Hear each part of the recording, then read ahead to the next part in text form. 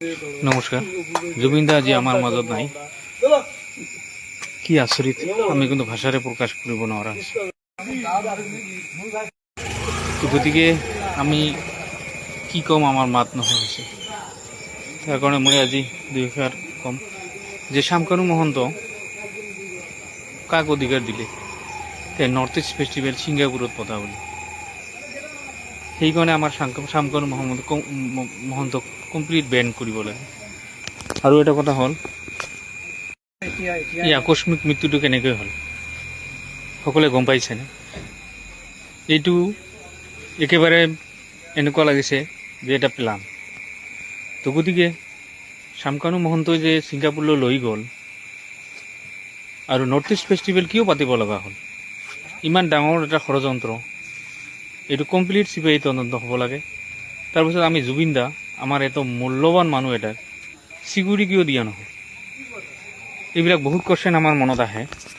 তাৰপিছত জুবিনদাৰ, আমি সকলোৱে জানো জুবিনদাৰ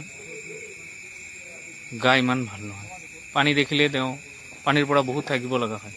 তো জুবিনদাক স্কাই ড্ৰাইভিংটো কিয় কৰিব দিলে? তো এনেকুৱা বহুত ধৰণৰ কথা আমাৰ মনলৈ আহি আছে। তো এইখিনি আমি জুবিনদাই নিৰপেক্ষ হৈ সকলো কাম কৰিছিল।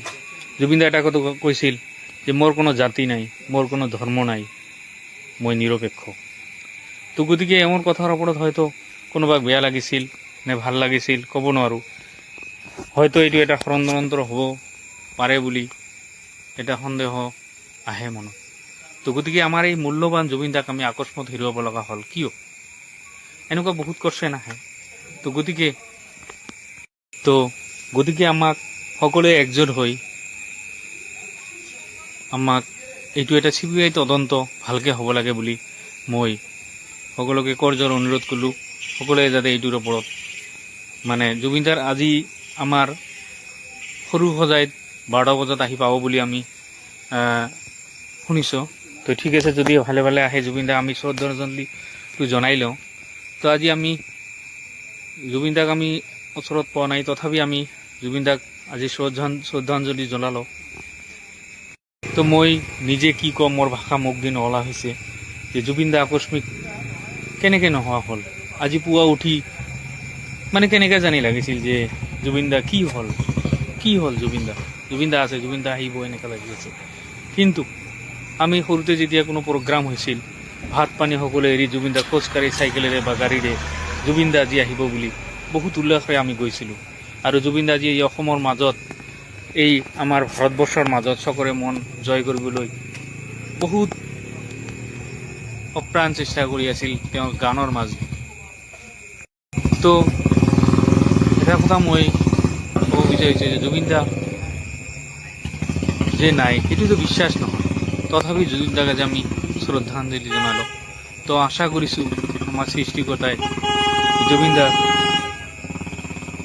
স্বৰ্গত লৈ যাব বুলি, আৰু জুবিনদা আমাৰ মাজত চিৰকালৰ কাৰণে স্থায়ী থাকিব বুলি আমি আশাবাদী হ'লোঁ। আৰু ক'ব বিচাৰিছোঁ জুবিনদা নিশ্চয় আমাৰ মাজৰ পৰা গ'ল, কিন্তু আমি অন্তৰেৰে আমি জুবিনদাক বিদায় দিয়া নাই। আমি অন্তৰত ৰাখিম চিৰকালৰ কাৰণে। আৰু এই জুবিনদাৰ নিচিনা 100 বছৰো কিজানি এনেকুৱা মানুহ এটা নোলাব, এনেকুৱা সৎ মানুহ, সকলোৰে লগত সৎ ব্যৱহাৰ, সকলোকে সৎ আচৰণ। মানে আমি ভাবিবই নোৱাৰোঁ জুবিনদা আজি আমাৰ মাজত নাই, কিন্তু আমি চিৰকালৰ কাৰণে আমি জুবিনদাক আমাৰ শ্ৰদ্ধাৰ পাত্ৰ হিচাপে আমাৰ চকুত ৰাখিম। তাৰপিছত আৰু গতিকে মই আৰু ক'ব বিচাৰিছোঁ, আমাৰ আসাম চৰকাৰ আৰু ভাৰত চৰকাৰক অনুৰোধ জনাইছোঁ, আমাৰ জুবিনদাক আমাৰ মাজত যাতে চিৰদিনৰ কাৰণে স্থায়ী হৈ থাকে, সেইকাৰণে ডাঙৰ ষ্টেচু বা এনেকুৱা মই ধুবুৰী বিলাচীপাৰাৰ পৰা কৈছোঁ যে আমাৰ আসাম চৰকাৰ আৰু ভাৰত চৰকাৰক অনুৰোধ কৰি কৈছোঁ, আমাৰ জুবিনদাক ঘূৰাই দিব লাগে। আৰু ষ্টেচু সহকাৰে বা উৰণীয়া সেতু হওক, যিকোনো বিখ্যাত বস্তু আমাক জুবিনদাৰ থ্ৰুত আমাক বনাই দিব লাগে, যাতে আমি চিৰদিনৰ কাৰণে জুবিনদাক আমি মনত ৰাখিব পাৰোঁ। উৰণীয়া সেতু বা ষ্টেচু দেখি যাতে আমি আমাৰ সকলোৱে আমি ক'ব পাৰোঁ যে এইয়ে জুবিনদা আছিল, বহুত বহুত মানে আমি আমাৰ এইটো আমাৰ পিছৰ আমিতো আছোৱে আৰু পিছৰ জেনেৰেশ্যন যেতিয়া আহিব এই জুবিন দাক দেখি এই ষ্টেচু বা তেওঁৰ উৰণীয়া সেতুত যিটো আমি আবেদন কৰোঁ চৰকাৰৰ ওপৰত যে তেওঁৰ নামেৰে হ'ব লাগে, সেইটো দেখি যাতে সকলোৱে গম পায় যে ইয়ে জুবিন আছিল আৰু ইয়ে মহান ব্যক্তি আছিল, যিটো নেকি তুলনা কৰিব পৰা নহয়, কোনো বস্তুৰ লগত তুলনা নহয়, কোনো মানুহৰ লগত তুলনা নহয়। হাই জুবিন দা, কি যে হ'ল, মানে আমি শক হৈ গৈছোঁ। ক'ত পাম জুবিন দা? কেনেকৈ হ'ল ইমান সোনকালে জুবিন দাক আমি কেনেকৈ হেৰুৱাম? ভাষা নাহে, কি কওঁ। চকুৰ পানী আমাৰ নোহোৱা হৈ গৈছে।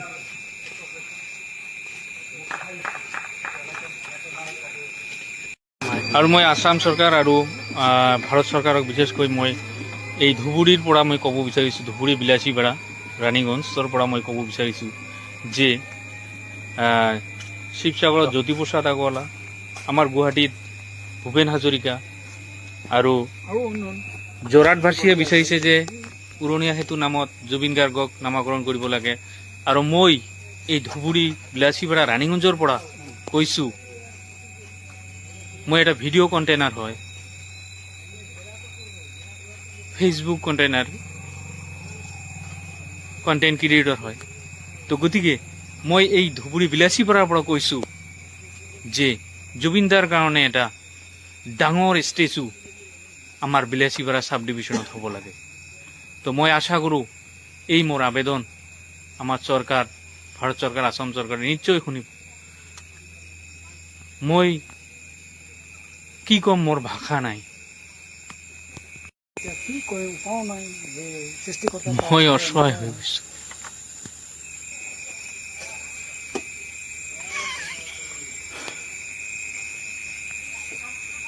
চকু পানী নোহোৱা হৈছে। জুবিন দাৰ কাৰণে আমি বুলি নকওঁ, এই আমাৰ ভাৰতবাসী ৰাইজ, অসমৰ সকলো মানুহ অস্থিৰ হৈ গৈছে। আকস্মিক কি যে ঘটিল, সেইটো আমি কেনেকৈ মানি লওঁ? তাৰপিছত Facebook, Instagram, YouTube content creator যিবিলাক আছে, সকলোকে মই অনুৰোধ জনাইছোঁ, আমাৰ জুবিন দাৰ কাৰণে বিশেষ কিবা লিখক চৰকাৰলৈ, যাতে জুবিন দাক আমাৰ মনৰ পৰা হেৰুৱাব লগা নহয়। জুবিন দাক আমি সাৰা জীৱনৰ কাৰণে এই আত্মাত, এই চকুত আমি জীয়াই ৰাখিব পাৰোঁ। আমাৰ নেক্সট জেনাৰেশ্যন এই জুবিন দাক ফ'ল' কৰি বহুত ডাঙৰ জুবিন দাৰৰ ষ্টেচু, উৰণীয়া সেতু নামাকৰণ দেখি যাতে বহুত কিছু শিকিব পাৰে। জুবিন দা এজন নিস্বাৰ্থ পৰায়ণ মানুহ আছিল, এইটো দেখি যাতে সকলোৱে গম পায়। জুবিন দাই এটা বাৰ বাৰ কৈছিল, মোৰ কোনো জাতি নাই, মোৰ কোনো ভাষা নাই, মোৰ কোনো ধৰ্ম নাই। তো সেইটোৱে আজি জুবিন দা এই আমাৰ ভাল পোৱাৰে বুজাই গ'ল। জুবিন দা আজি নিয়াৰ এবাউট 35,000 গানৰ উপহাৰ আমাক দি গ'ল। সেই গানৰ তুলনা আজি কিজানি 100 বছৰলৈকেও কোনেও পূৰণ কৰিব নোৱাৰিব। প্ৰতিটো গান ইমান ধুনীয়া, শুনিলে এতিয়া আৰু তেওঁৰ গান মানে শুনিব নোৱাৰা হৈছোঁ, শুনিলে বুকু ভাঙি আহে। জুবিন দাৰ গান আমি যে কেনেকৈ শুনিম, আমাৰ অন্তৰে মানি নলয়। প্ৰতিটো গান বুকুৰ ইফাল দি সোমাই সিফাল দি বেৰাই ওলাই গৈ। আৰু আমাৰ ভাৰতবৰ্ষ, এই অসমত বিভিন্ন জাতি জনগোষ্ঠীৰ লোক আছে, হিন্দু, মুছলিম, শিখ, খ্ৰীষ্টান, বহুত মানুহ আছে। গতিকে সকলোলৈ মই বিনম্ৰ অনুৰোধ, এই জুবিন দাৰ কাৰণে সকলোৱে সৃষ্টিকৰ্তালৈ প্ৰাৰ্থনা কৰক, এই জুবিন দা যাতে আমাৰ সৰগবাসী হয়। আৰু তেওঁ গানত কৈছিল যে মই যেতিয়া মৰিম, মোৰ এই গানটো আপোনালোকে বজাব। এই গানটো অলপ কৈ দিওঁ। মায়াবিনী ৰাতিৰ বুকুত দেখা পালো তোমাৰ ছবি। আজি 12টা বজাত আমাৰ অসম আহি পাওঁ বুলি আমি শুনিছোঁ। গতিকে আজি ভালে ভালে জুবিন দা আহক, সকলোৱে প্ৰাৰ্থনা কৰক।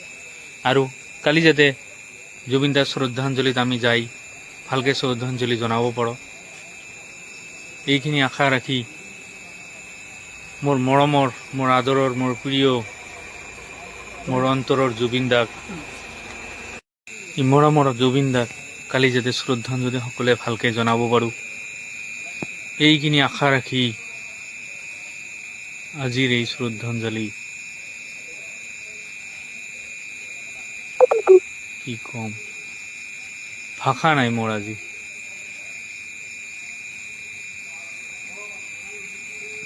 ৰাখিলোঁ। God bless you. Allah Zubeen দা ভালে থাকে। মৰমৰ জুবিন দা স্বৰ্গবাসী কৰে, এই আশাৰে আজি ৰাখিলোঁ।